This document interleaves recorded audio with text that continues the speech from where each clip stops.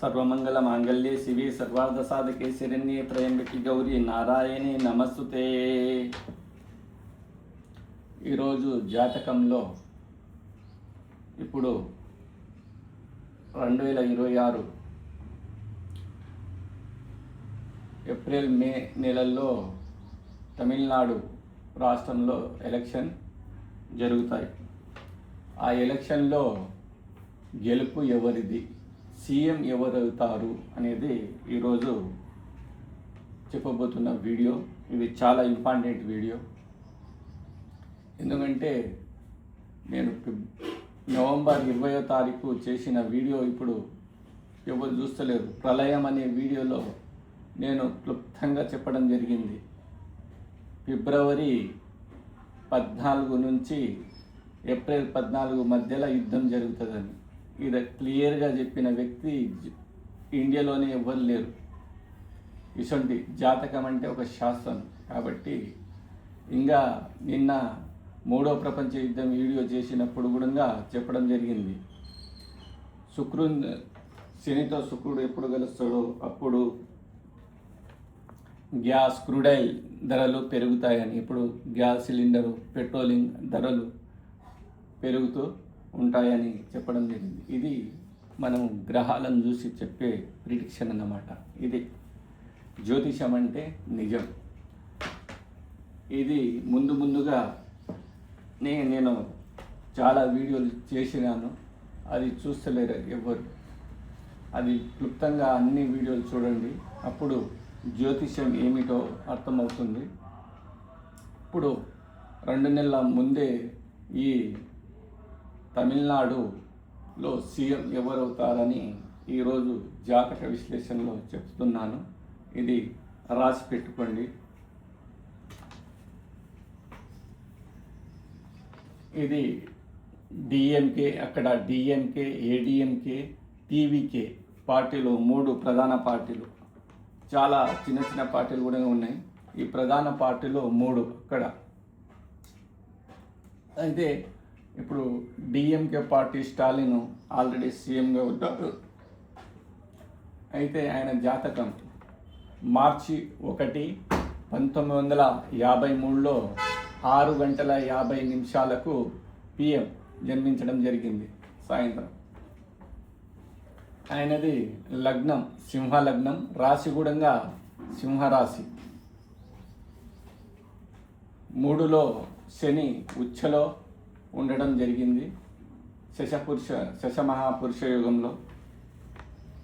అదేవిధంగా 1, 2, 3, 4, 5, 6, 7లో రవి, 8లో కుజ బుధ, 9లో గురు శుక్ర. ఈయన సీఎం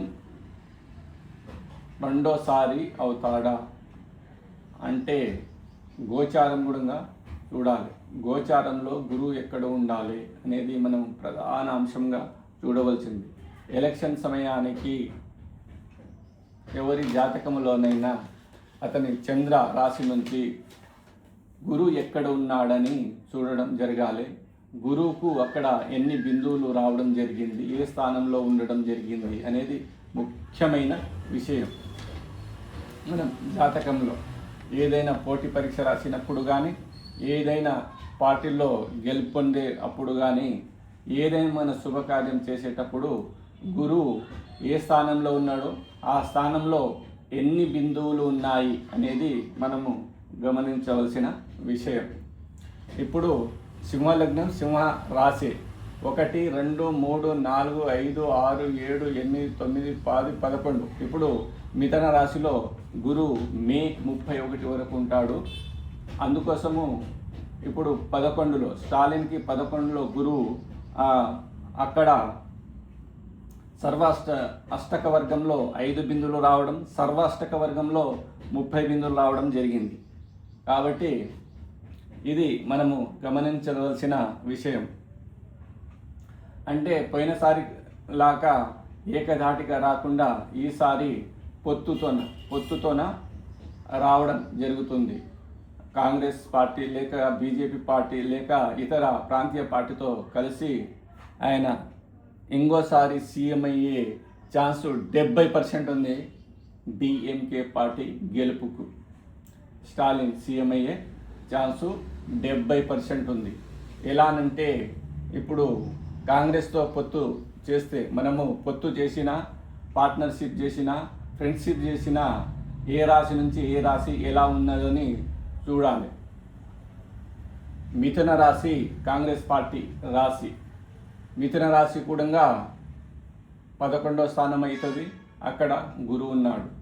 ఒకసారి బీజేపీ పార్టీతో ఒకసారి పొత్తు పెట్టుకుంటే బీజేపీ పార్టీ ధనుసు రాశి, సింహరాశికి 1, 2, 3, 4, 5 ఐదో రాశి అవుతుంది. అదేవిధంగా ఏడీఎంకే పార్టీ కూడా ఈయనకు ధనుసు రాశి అవుతుంది, ధనుసు లగ్నంతో. కాబట్టి 1, 2, 3, 4, 5 ఐదో రాశి అవుతుంది. కాబట్టి లక్కీ రాశి డిఎంకే రాశి స్టాలిన్కి. ఇది అన్ని అనుకూలంగా ఉన్నాయి ఈ స్టాలిన్కి సీఎం అయ్యే యోగ్యత. బీజేపీతో పొత్తు పెట్టుకున్న, కాంగ్రెస్తో పొత్తు పెట్టుకున్న స్టాలిన్కు చాలా కలిసి వస్తుంది. అదేవిధంగా మనము ఆంధ్రప్రదేశ్ ఎలక్షన్ జరిగినప్పుడు జగన్ గారిది మిథున రాశి. అప్పుడు గురువు 12లో ఉండడం జరిగింది, వృషభంలో గురువు ఉండడం జరిగింది. 1, 2, 3, 4, 5, 6, 7, 8, 9, 10, 11, 12 12లో గురువు ఉండడం జరిగింది. నేను అప్పుడు గమనించడం జరిగింది. ఆ గురువుకు 4 బిందువులు రావడం జరిగింది. ఇది ఆయనకు ఓటమికి కారణం. అదేవిధంగా పవన్ కళ్యాణ్ గారికి మకర రాశి 1, 2, 3, 4, 5లో గురువు ఉండడం జరిగింది. అదేవిధంగా చంద్రబాబుది కర్కాటక రాశి 1, 2, 3, 4, 5, 6, 7, 8, 9, 10, 11లో గురువు ఉండడం జరిగింది. అది గమనించాలి మనము. అందుకోసము అక్కడ ఆంధ్రప్రదేశ్లో చంద్రబాబు సీఎం, పవన్ కళ్యాణ్ గారు డిప్యూటీ సీఎం కావడం జరిగింది. ఇదే విధంగా డిఎంకే పార్టీ కూడా గురువు 11వ స్థానంలో ఉన్నాడు. అదేవిధంగా అతనికి అన్ని పార్టీలు అనుకూలంగా ఉన్నాయి పొత్తు పెట్టుకోవడానికి. అందుకోసము ఆయనకు 70% సీఎం అయ్యే యోగ్యత, సీఎం అవుతాడు. పొత్తుతోన ఈసారి సీఎం గెలుపొందుతాడు. అదేవిధంగా పళనిస్వామి ఏడీఎంకే పార్టీ, ఆయన మార్చ్ 20, 1954లో జన్మించడం జరిగింది. లగ్నము వృషభ లగ్నంలో గురువు ఉన్నాడు. శని కూడా ఇక్కడ తులారాశిలో శశ మహాపురుష యోగంలో ఉన్నాడు. అతని చంద్రుడు కన్యా రాశి అన్నమాట, కన్యా రాశి. అయితే ఇప్పుడు ఈయనకు ఎంత యోగ్యత ఉన్నది అనేది మనము తెలుసుకుందాం. 1, 2, 3, 4, 5 5లో చంద్రుడు, 6లో శని, 7లో కుజుడు. అదేవిధంగా 8లో రాహు, 9 10లో బుధుడు, 11లో రవి, శుక్రులు ఉండడం జరిగింది. ఈయనకు ముఖ్యమంత్రి అయ్యే యోగ్యత ఉంది, ఎందుకంటే శశ మహాపురుష యోగం ఉంది. అదేవిధంగా ఇతనికి ఏడీఎంకే పార్టీ ఈయనకు రాశి నుంచి ఎక్కడ 10వ ఇంట్లో ఇప్పుడు గోచారంలో గురువు ఉన్నాడు, 7లో శని ఉన్నాడు, కంటక శని ఉండడం జరిగింది. అదేవిధంగా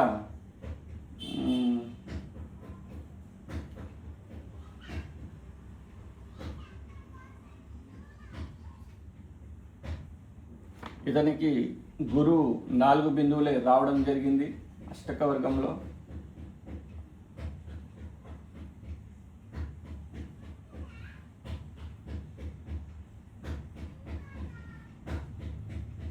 ఏ ఏడీఎంకే పొత్తు పెట్టుకున్న కాంగ్రెస్ పార్టీతో కాంగ్రెస్ పార్టీ 10వ స్థానం అవుతుంది కేంద్ర స్థానం.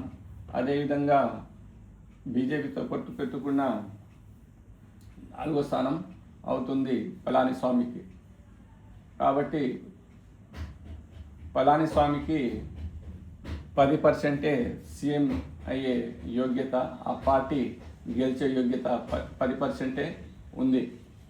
ఎందుకంటే ఎప్పుడే కానీ గురు కోణాల్లో ఉండాలి, కేంద్రాల్లో ఉంటే కేంద్రాధిపత్య దోషం వస్తుంది గురువుకి.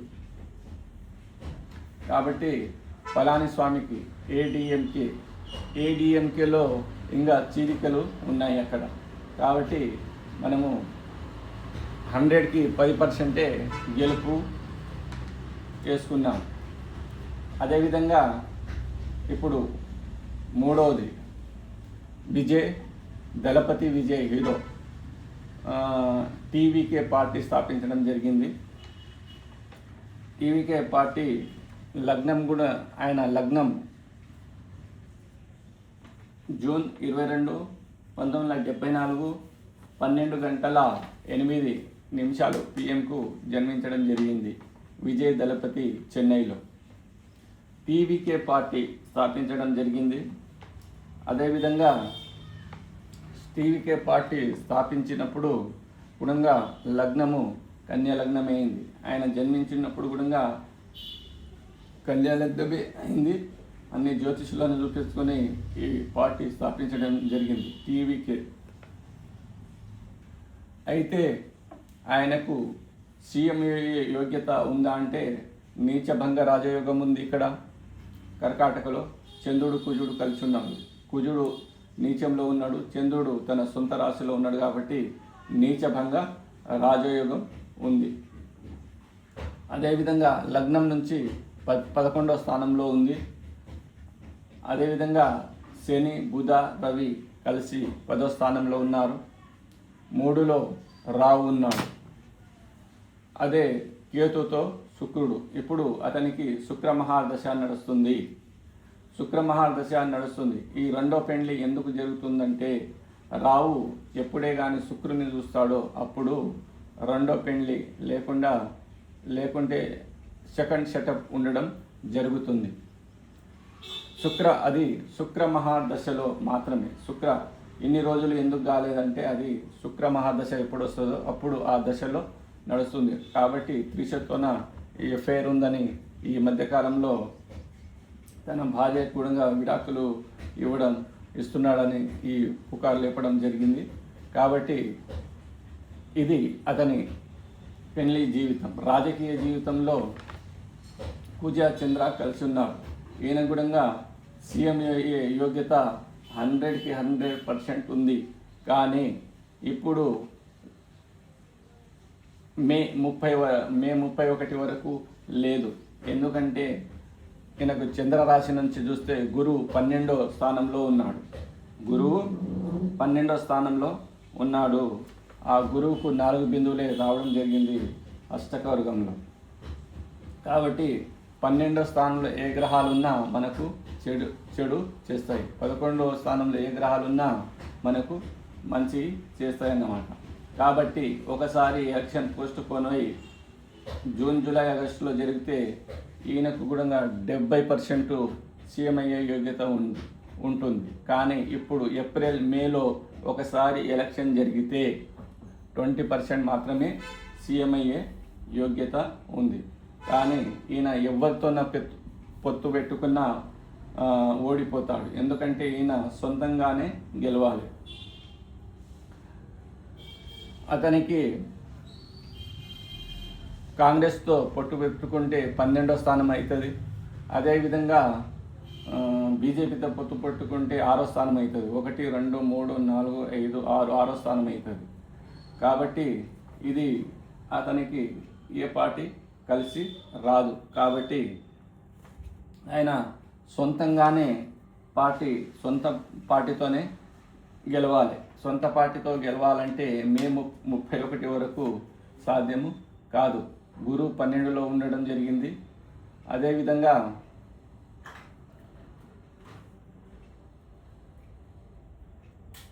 నీచభంగ రాజయోగం అంటే ఒకటేసారి సీఎం అయ్యే యోగ్యత నీచభంగ రాజయోగానికి ఉండదు. కొన్నిసార్లు ఓడిపోవడం, ఒకటేసారి వన్ సైడ్గా గెలుపు అనేది ఉండదు నీచభంగ రాజయోగానికి. నీచము చెంది రాజభంగం, రాజు అయ్యే అంటే కొన్నిసార్లు తను అవమానాలు అవన్నీ తట్టుకొని ఇంకోసారి వచ్చినప్పుడు ఆయన ఫ్యూచర్లో సీఎం అయ్యే వ్యక్తి యొక్క జాతకం ఇది విజయ దళపతిది. మే 31 వరకు విజయ దళపతికి సీఎం అయ్యే యోగ్యత లేదు. ఇది మనం జాతకం, శాస్త్రీయమైన జాతకం చూసి ఈ 3 వ్యక్తుల డేట్ ఆఫ్ బర్త్ కరెక్ట్ తీసుకొని ఈ జాతక విశ్లేషణ చేయడం జరిగింది. ఈ జాతక విశ్లేషణలో 20% ఆయనకు మెజార్టీ రాగలదు 100%లో విజయ దళపతికి. అదేవిధంగా పళని స్వామికి 10%, అదేవిధంగా స్టాలిన్కి 70% పార్టీ గెలుపు పర్సెంట్ రావడం జరుగుతుంది. అదేవిధంగా స్టాలిన్ పొత్తుతో ఈసారి కూడా సీఎం అవ్వడం జరిగే అవకాశం చాలా ఉన్నాయి. మే 31 లోపు ఎలక్షన్ జరిగి రిజల్ట్ వస్తే ఇది మనము ఈ 3 జాతకాలను ఈరోజు విశ్లేషించడం జరిగింది. తమిళనాడు సీఎం 2026లో ఎవరవుతారు అనేది. ఇంతటితో నా వీడియోను ముగిస్తున్నాను. ఓం భగవదాము.